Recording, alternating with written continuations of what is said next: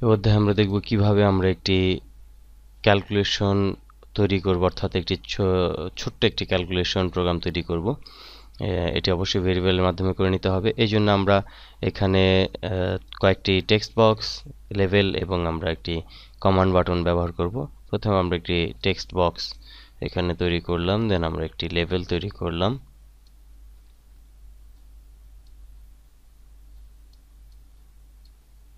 দেন আমরা এখানে আরেকটি টেক্সট বক্স,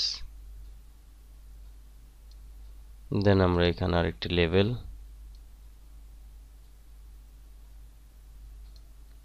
দেন আমরা আরেকটি টেক্সট বক্স।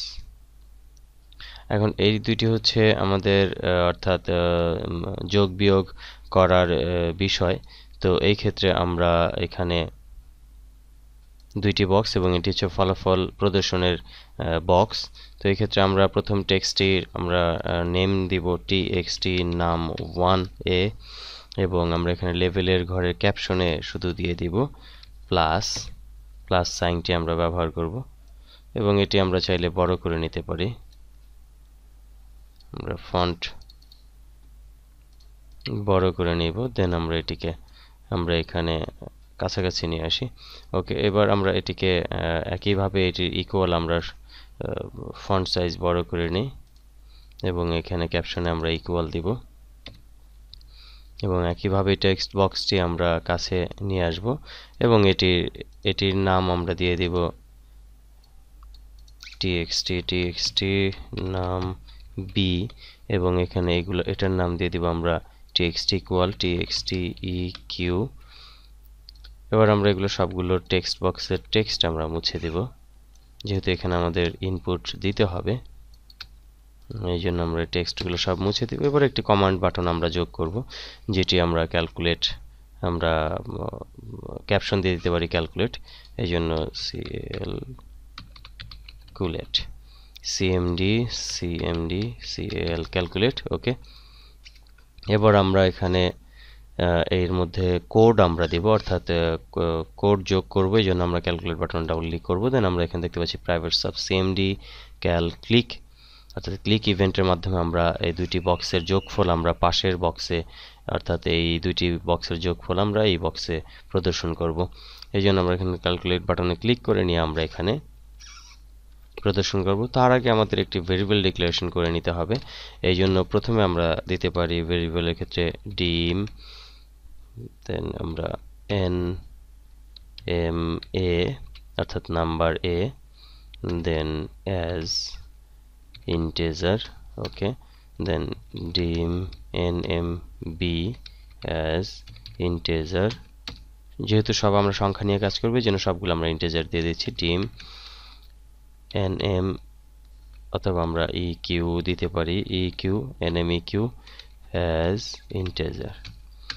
আমাদের ভেরিয়েবল ডিক্লারেশন হয়ে গেছে, অর্থাৎ এগুলো সবগুলো আমরা ইন্টিজার হিসাবে নিয়েছি এবং ইতিপূর্বে দেখিয়েছি কিভাবে ভেরিয়েবল ডিক্লেয়ার করতে হয় এবং কেন বা নিয়ম কি, সেগুলো আমরা ইতিপূর্বে ভেরিয়েবল অধ্যায়ের মধ্যে আমরা দেখিয়েছি।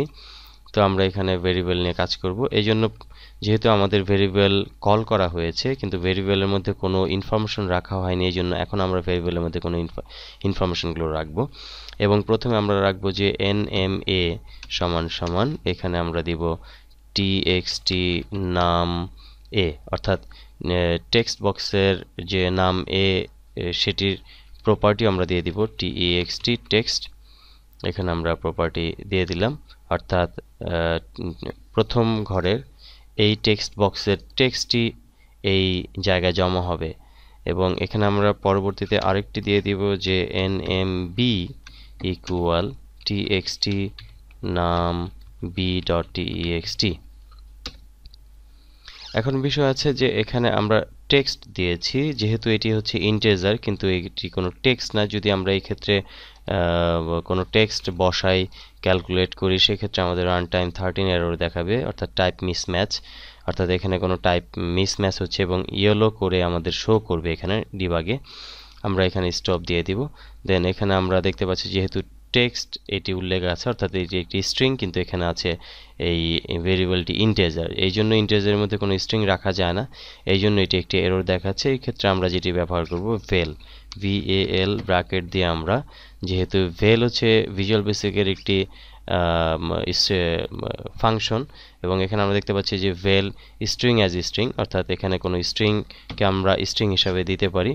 একইভাবে এখানে আমরা ভেল দেন আমরা ফার্স্ট ব্র্যাকেট বা এবং থার্ড ব্র্যাকেটে এর মাঝখানে আমরা txt নাম a ডট টেক্সট, txt নাম b ডট, এবার আমরা যদি এখানে কোনো সংখ্যা বসাই তাহলে ক্যালকুলেট করলে আমাদের কোনো প্রবলেম নেই, কারণ এটি এই টেক্সটটিকেই, টেক্সট বক্সের যে প্রপার্টি টেক্সটটিকে যদি সংখ্যা হয় সেক্ষেত্রে সেটিকে সংখ্যা হিসাবে নিবে। যদি আমরা এখানে যদি কোনো টেক্সটও যদি আমরা টাইপ করি সেই ক্ষেত্রেও এটি সংখ্যা হিসাবে নিবে। এই জন্য এখানে আমরা ভ্যাল ব্যবহার করেছি, যে টেক্সট বক্সে যাই হোক না কেন এটির ভ্যালু কি, এই জন্য আমরা এটি ব্যবহার করছি। এবার আমরা এটিকে যোগ বিয়োগ করব, যেহেতু আমরা এখানে সাইন এডিশন সাইন দিয়েছি, এই জন্য আমরা এখানে যোগ করব। তো যোগ করার ক্ষেত্রে আমাদের যেটি করতে হবে যে দুইটির সাথে যোগ করতে হবে, এই জন্য NMA প্লাস NMB, এটি যোগ করে যোগফল যার মধ্যে দিতে হবে সেটি হচ্ছে আমরা এখানে তার আগে এই NM ইকুয়ালটি করে নিব। এখানে আমরা দেখতে পাচ্ছি যে যোগফল, দুইটির যোগফল কি হচ্ছে সেটি আমরা এখানে, এই জন্য আমরা NMEQ সমান সমান NMA প্লাস NMB, অর্থাৎ এই দুইটি টেক্সট বক্সের যোগফল আমরা এই সরাসরি এই বক্সের ইকুয়াল, অর্থাৎ এই যে ইকুয়াল বক্স আছে এই টেক্সট বক্সের ইকুয়াল টেক্সট বক্সের মধ্যে রাখতে চাই। এই জন্য আমরা এই ইকুয়াল টেক্সট বক্সের মধ্যে রাখার জন্য আমরা যে ভেরিয়েবলটি ডিক্লেয়ার করেছি ইকুয়াল হিসেবে, সেটি আসলে একটি সম্পূর্ণ ভেরিয়েবল। এখানে এই ইকুয়াল NMEQ বক্সের মধ্যে আমরা কোনো টেক্সট বক্স এখানে ইনফরমেশন রাখবো না, এখানে শুধুমাত্র রাখবো যে দুইটির যোগফল, এই দুইটির যোগফল আমরা এই ভেরিয়েবলের মধ্যে রাখবো, যেটিকে আমরা সরাসরি এখানে প্রদর্শন করাবো। এই জন্য আমরা এই দুইটির যোগফল আমরা এই ভেরিয়েবলের মধ্যে রাখলাম, অর্থাৎ এটির এবং এটির যোগফল আমরা এই ভেরিয়েবলের মধ্যে রাখবো। এই জন্য আমরা এই কোডটি দিয়েছি। এবার আমরা আসবো যে প্রদর্শনের বিষয়টি সবশেষে, যে কি txt eq দেন ডট text সমান সমান NMEQ। এখানে আমরা দেখতে পাচ্ছি যে আমরা যেহেতু এই দুইটি ভেরিয়েবলের যোগফল আমরা সরাসরি এই ভেরিয়েবলের মধ্যে রেখেছি, এবং এই ভেরিয়েবলটা অর্থাৎ যোগফলটি শো করব আমরা এই txt eq dot text eq এর মধ্যে। তো এখানে আমরা দেখতে পাচ্ছি যে txt eq dot text MNEQ, অর্থাৎ এই টেক্সট বক্সের মধ্যে এই দুইটি যোগফল আমরা, অর্থাৎ এই দুইটির যোগফল আমরা যে রেখেছি এই NMEQ এর মধ্যে, সেটি আমরা সরাসরি টেক্সট বক্সে প্রদর্শন করলাম। এবার আমরা দেখে নিই প্রোগ্রামটি রান করে। এখানে ক্লিক করে আমরা রান করব। এবার আমরা যদি এটি ক্যালকুলেট ক্লিক করি সেক্ষেত্রে শূন্য দেখাচ্ছে, যেহেতু দুইটির ঘরেই কিছুই নেই এই জন্য শূন্য দেখাচ্ছে। এবার আমরা যদি এখানে কোনো সংখ্যা দিই, যেমন ধরা যাক 10 এবং এখানে 5, ক্যালকুলেট 15, এবং একইভাবে যদি আমরা এখানে 100 দেই এবং এখানে 72 দেই, ক্যালকুলেট 172, এবং একইভাবে আমরা 59 এবং এখানে দেব আমরা 49, সেক্ষেত্রে ক্লিক করলে আমরা দেখব 108 আমরা পাচ্ছি। তো এইখানে আমরা একটি ছোটোখাটো একটি ক্যালকুলেটর তৈরি করেছি এভাবে।